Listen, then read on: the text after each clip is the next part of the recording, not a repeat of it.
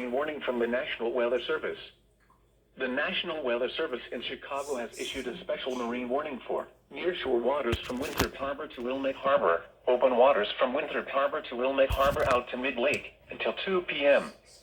At 12:44 p.m., a strong thunderstorm was located near Winthrop Harbor, moving southeast at 15 knots. Additional thunderstorms are developing west behind this storm. Hazard, wind gusts 34 knots or greater and small hail. Source, radar indicated. Impact, small craft could be damaged and briefly higher winds and suddenly higher waves. Locations impacted include Winthrop Harbor and Waukegan Harbor.